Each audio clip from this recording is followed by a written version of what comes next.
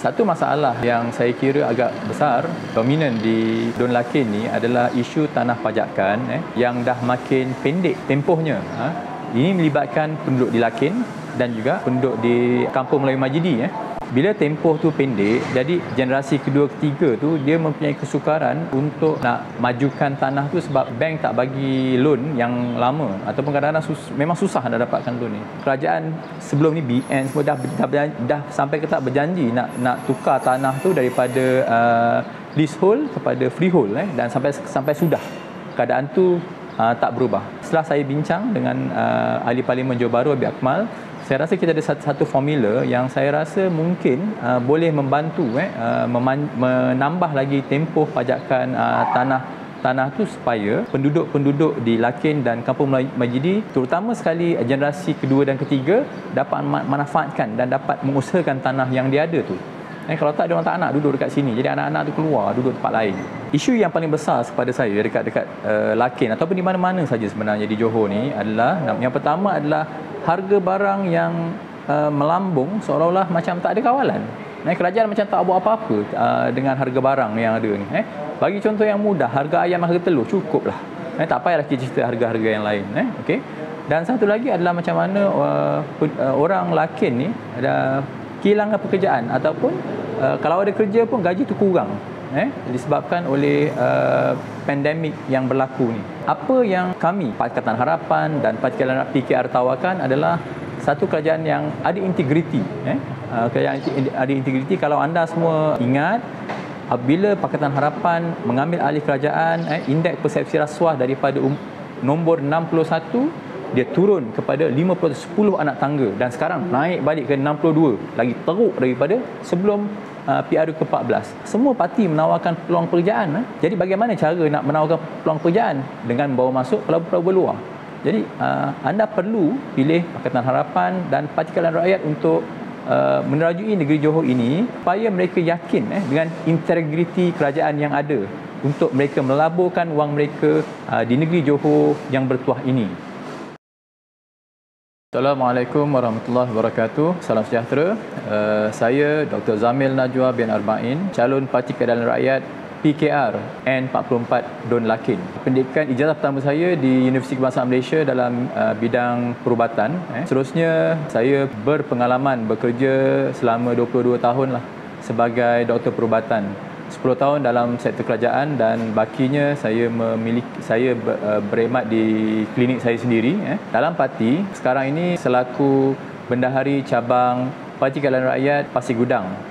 Dan sebelum ini saya pernah bertanding di Don Tanjung Surat pada PRU ke-14. Okey, macam mana saya boleh terlibat bersama Parti Keadilan Rakyat? Ini bermula pada 2013 selepas PRU ke-13. Saya menyertai keadilan atas dasar sebenarnya nak tolong kawan. Waktu tu kawan saya Dr. Faidi, dia bertanding di Pasir Gudang.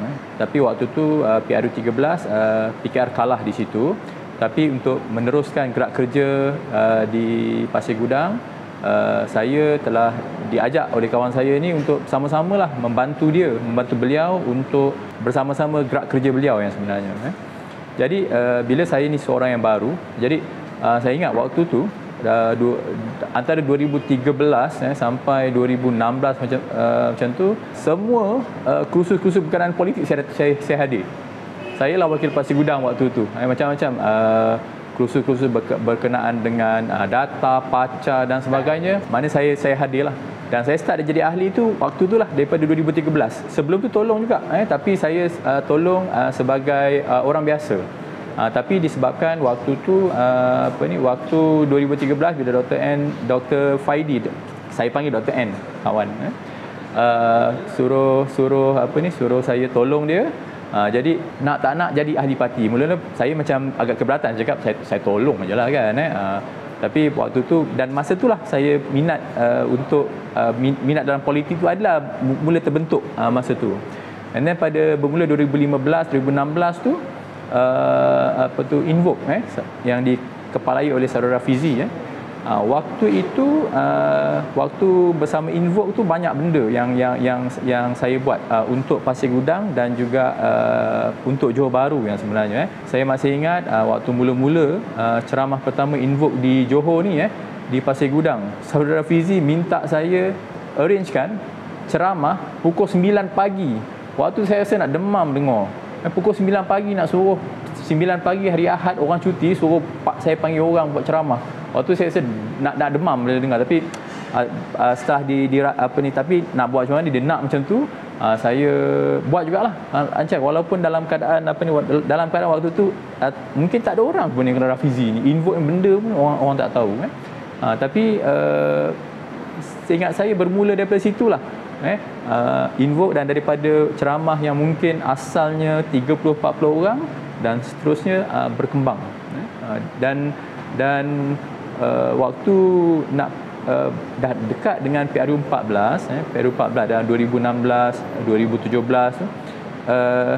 saya ni sebenarnya dia begini, waktu tu ketua cabang Pasir Gudang arwah Haji Halim waktu selepas kami meeting dia suruh saya tanda tangan borang calon backup. Saya cakap calon backup lah kan, tak backup tak apa, tak bertanding. So saya tanda tangan tapi daripada calon backup tu akhirnya saya kena bertanding 2018 di Tanjung Surat. Jadi maknanya kronologi dia begitulah asal usulnya macam mana saya boleh timbul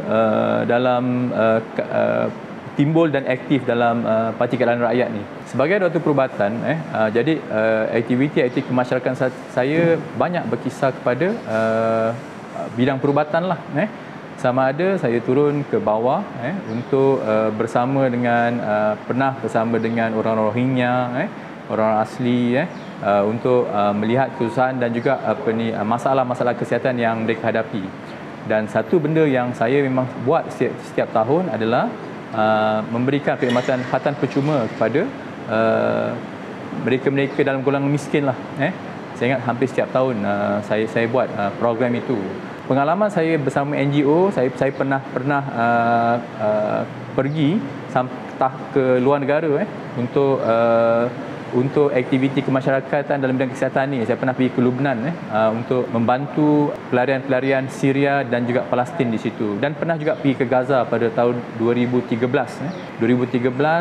juga sama juga bersama NGO MyCare untuk mengenal pasti projek-projek kesihatan yang kita boleh bantu di Gaza pada waktu itu.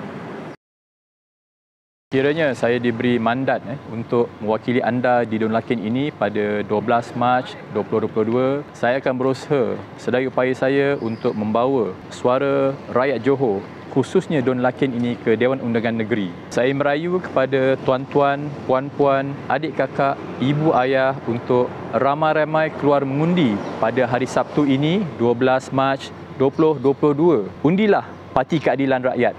Dr. Zamil Najwa, calon nombor 3. Lakin bersama keadilan.